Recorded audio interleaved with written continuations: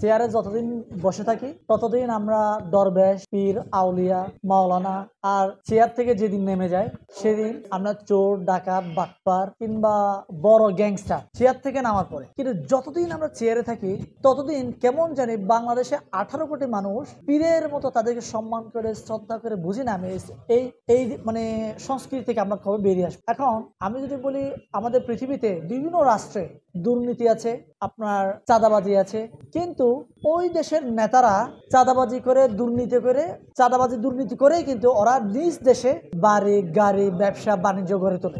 আর আমাদের বাংলাদেশের চিত্র হচ্ছে ঠিক উল্টো। কিভাবে?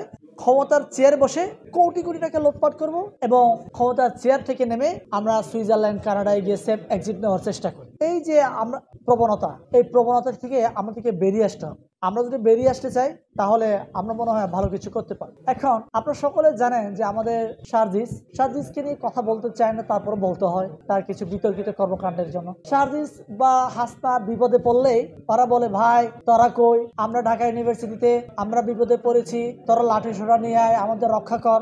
সে যে বিয়ে করলো, বিয়ে করার যে ইনভাইটেশন, সে তো এভাবে আমাদেরকে ডাকলো না ভাই। আমাদের খুব শখ ছিল, আমাদের দেশীয় ভাই, সেলিব্রিটি ভাই সার্জিসের বিয়ের দাওয়াত খাওয়ার জন্য আমাদের খুব ইচ্ছে ছিল, কিন্তু দাওয়াত তো আমাদেরকে দিল না, বরং তো সে চুরি করে বিয়ে করলো। এটা নিয়ে খুব আমার একটা দুঃখ লাগে, আফসোস লাগে যে এই কাজটা এভাবে করেছে। কিন্তু আমার কথা হচ্ছে, সে চেয়ার থেকে নেমে যাওয়ার পরে আসলে সে পীর আউলিয়া হিসেবে থাকতে পারবে কিনা এটা নিয়ে আমার সন্দেহ। আরেকটা কথা, আমাদের আসিফ নজরুল স্যার যে হজ করতে গেছে, হজে তাকে পিছন থেকে ডাকছে বাটপার, মানে তাকে কটাক্ষ করে পিছন থেকে আপনার ডাকছে।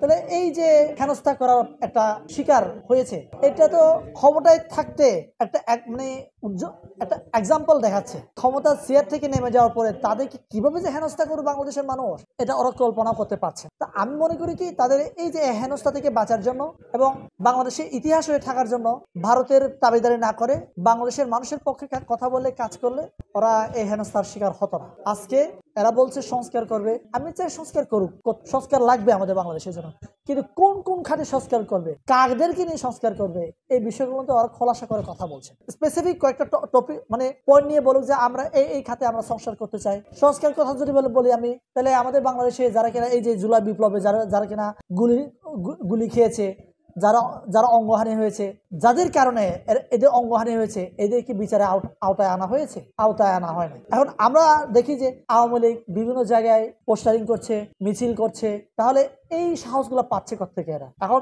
এই সরকার চেয়ারে বসছে 4 থেকে 5 মাস, 1 বছর হয় নাই, কিন্তু অর্ধ বছরও হয় নাই। এই সময় এসে এরা যেভাবে সাহস দেখাচ্ছে, এই সাহস দেখানোর পিছনে আমি মনে করি এই যে উপদেষ্টার মধ্যে গুটি কয়েক উপদেষ্টা, তারা তাদেরকে প্রশ্রয় দিচ্ছে এবং তাদেরকে পূর্ণবাসন দিচ্ছে। এখন আপনারা যদি বলেন যে বেশ কিছু জায়গায়, যে আমাদের চট্টগ্রামে যে একটা বিয়ের অনুষ্ঠানে আপনারা দেখেছেন, একটা সেফ জায়গায় আওয়ামী লীগদেরকে কিভাবে আপনার এদেশের প্রশাসন তাদেরকে কিভাবে নিরাপদ আশ্রয়ে তাদেরকে ওখান থেকে বেরিয়ে আসতে সুযোগ দিয়েছে। এইরকম 572 জন বাংলাদেশের ক্ষমতাশীল ব্যক্তিকে এই বাংলাদেশ থেকে বেরিয়ে যাওয়ার জন্য এই সরকারই সহায়তা করেছে, প্রশাসন করেছে, মানে সরকার করেছে। এই সরকারের অংশই তো প্রশাসন, তাই না? প্রশাসন তো সরকারের বাইরে না, তাহলে কাকে দোষ দিব?